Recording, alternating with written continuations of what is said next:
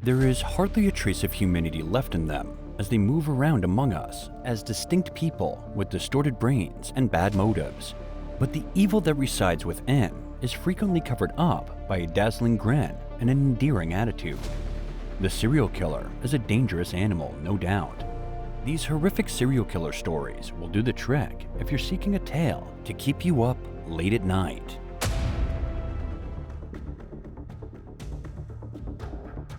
Joel David Rifkin, a serial killer in the United States, was born on January 20th, 1959.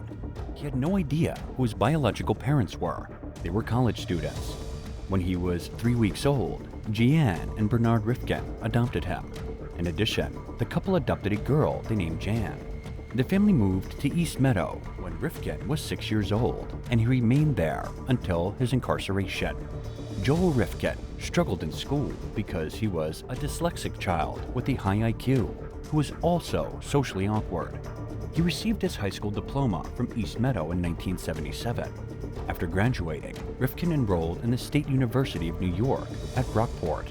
He worked as a photojournalist for the campus newspaper, The Stylus, when he was a student. Additionally, he enrolled in Farmingdale State University and Nassau County Community College.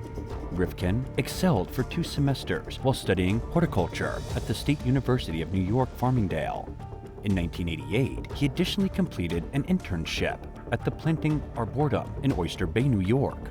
In his professional career, Joel Rifkin was erratic. He only had one brief romance. When his father committed suicide in the early months of 1987, he and his family were residing in East Meadow, Long Island, New York. Prostate cancer was present at the time of Rifkin Sr.'s suicide. In August 1987, when Rifkin was taken into custody, he had his first run-in with the law. He solicited a prostitute in Hempstead who was an undercover police officer. Rifkin hid the infraction from his family and paid the fine. As a result of his arrest, he left his neighborhood and traveled to Manhattan to look for prostitutes. Rifkin began compiling a library of publications and books about the murder of prostitutes around the same time. Joel Rifkin killed Susie, a lady, in 1989, and she became his first victim. In May 1989, a golfer discovered her remains. Julia Blackbird, Barbara Jacobs, Yoon Lee, Mary Ellen DeLuca, Lorraine Orivito, Iris Sanchez, Anna Lopez, Violet O'Neill, No Name x2, Mary Catherine Williams, a woman Rifkin had dated in the past, Jenny Sato, Lee Evans, Lauren Marquez, and Tiffany Brasini were the victims after them. His victims tended to be drug-dependent prostitutes. Police officers Deborah Spargarin and Sean Roon discovered that Rifkin's truck was missing its license plates on June 26, 1993. He panicked and sped off before hitting a tree as they motioned for him to pull the truck over. While pursuing him, the police discovered a body in the truck's back under a tarp. Rifkin swiftly admitted to all 17 murders after being taken into custody. When Jeanne Rifkin's home was examined by police, they found evidence linking her son to the crime. Items including the victim's jewelry, clothing, ID cards, driver's license, credit cards, and other personal belongings. On August 11, 1993, his trial got underway under the supervision of Ira Wexner. Rifkin was found guilty and given a 203-year prison term on September 5, 1994. In 1994, Joel Rifkin and serial killer Colin Ferguson got into a fight. Rifkin was segregated in a cell in the Attica Correctional Facility after his appearance there sparked a response from the inmates. He was transferred to the Clinton Correctional Facility in Clinton County after serving 4 years. Rifkin's attorney demanded $77 million in damages, or $50,000 for every day he was held in solitary confinement. A court ruled in 2000 that Rifkin's constitutional rights had not been violated by prison staff. In 2010, Joel Rifkin had an appearance on the ABC miniseries Secrets of Your Mind. He was questioned by Martin Bashir.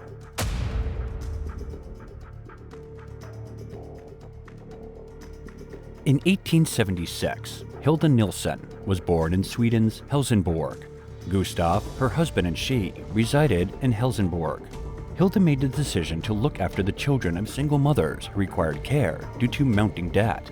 In those days, having a kid and unmarried was considered a moral offense, and charging a fee to care for those children was widespread practice, or baby farming. Mothers would frequently pay the amount and then disappeared for good. Despite the fact that Hilda's home was tidy and provided the mothers with peace of mind, the money she made from caring for the infants was insufficient to pay for the expenses. The majority of the babies were murdered by Hilda after they were left. She would drown the infants by placing them in the washtub with a heavy object, then come back a few hours later to remove the body. She burned the poor kids, and less frequently, buried them as a means of disposal. The fact that Hilda would purposefully murder them put her apart from other baby farmers by the era. The other baby farmers weren't much better. They would abandon the kids to die of famine and unsanitary living conditions. Blenda Henriksson wanted to talk to her infant. When Hilda refused, Blenda called the police. This is how Hilda was caught. Since there was plenty of evidence to support a conviction, it didn't take long for the police to detain Hilda for the murders of the infants. On June 2, 1917, her trial began, and on June 15, 1917, she was found guilty of the murders of 8 children, although some sources claim she killed up to 17.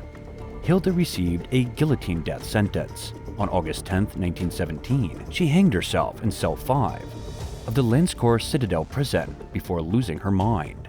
She had fastened a linen cloth to the cell door. The court commuted her death sentence to life in prison on the day she committed suicide. The last person to get the death penalty in Sweden's history was Hilda. The moms of the newborns didn't know what happened to their babies, and the children were delivered covertly, so there was no paper trail. Therefore, she got away with the crimes for as long as she did. There was rumors that Hilda's ghost haunted the home where she slaughtered the babies, making her a legend in the Helsborg community. No one wanted to reside in the house, therefore it was eventually dismantled over time. She committed suicide in cell 5, which is possessed. A Danish prostitute once resided in the cell. The next morning, they discovered her insane, in a crazed state, with blood on the floor, and with a bloodstain that the prostitute claimed looked like the devil's eye, and had dropped from Hilda's thumb book. Another prisoner in cell 5 claimed to have seen a woman hanging out the window, and to have heard unidentified noises coming from the cell. After Hilda committed suicide, the Landskrona jail canines wouldn't go to cell number 5. The Landskrona Citadel Jail in Scania, southern Sweden, was converted to a museum after the 1940s. The stronghold of Landskrona was constructed in the 1500s. The most renowned female serial killer in Sweden is still referred to as Hilda.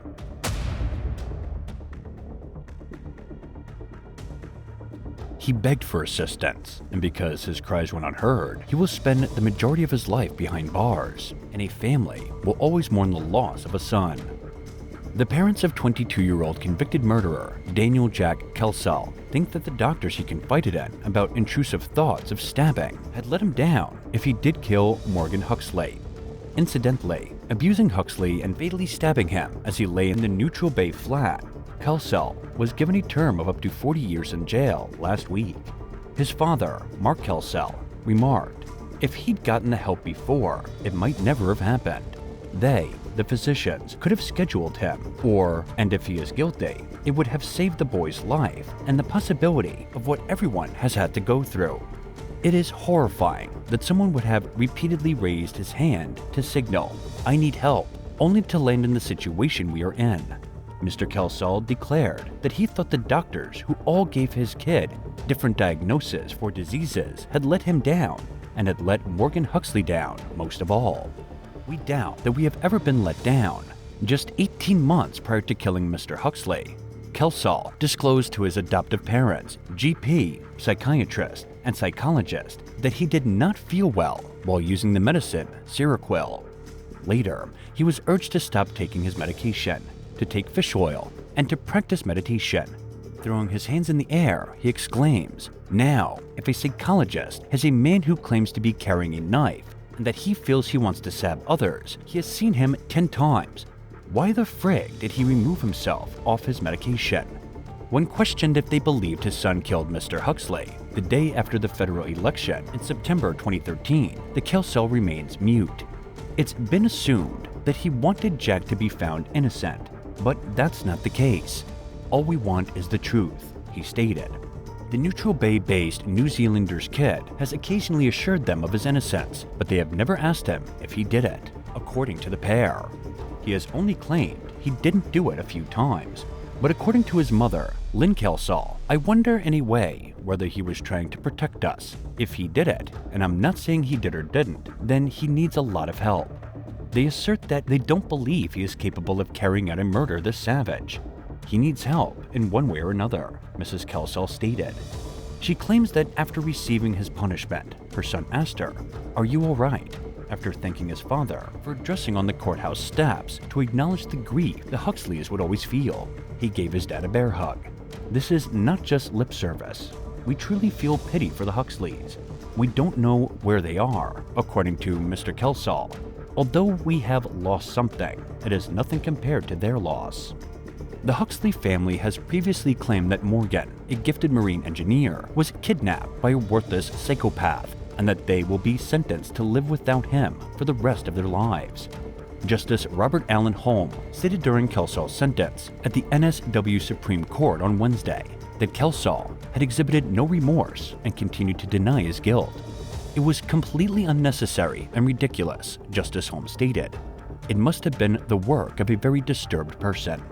According to Lynn and Mark Kelsall, who have been visiting their son twice a week since the imprisonment in October 2013, they adore him, will always support him, and will do so. He is untidy, enjoys reading all day, every day, enjoys math and problem solving, enjoys physics, loves his dog, and is really passionate about cooking, according to Lynn. He is also respectful, loving, caring, non-judgmental, hardworking, courteous, and generous. Shaking his head, his father remarked that his son was a terrific friend and spent a lot of time with him while he worked from home out of the Spruceton Street flat. The Kelsalls emphasized that they chose to talk about their son not to add to the Huxley's suffering, but rather in the hope that those suffering from mental disease will receive the assistance they require. They think two families would still have their boys if their kids had. Fairfax Media regrets that this story has upset the Huxley family. According to the narrative, Daniel Jack Kelsall received a 40-year prison term for killing Morgan Huxley and sexually assaulting her. Fairfax Media regrets that the story may have given the impression that the community was questioning the court's determination of murder. The narrative ought to have added the information that despite numerous evaluations by psychologists and psychiatrists, none of them corroborated Kelsall's diagnosis of mental disease. None of Kelsall's mental health difficulties, according to the judge, were substantial enough to lessen his sentence. Well, there you have it, guys. That is our list that just horrifies you. Please let me know in the comments below what you think about this scary list and some other scary lists that you guys will also see in the next videos. Please hit the like and subscribe buttons. Stay tuned.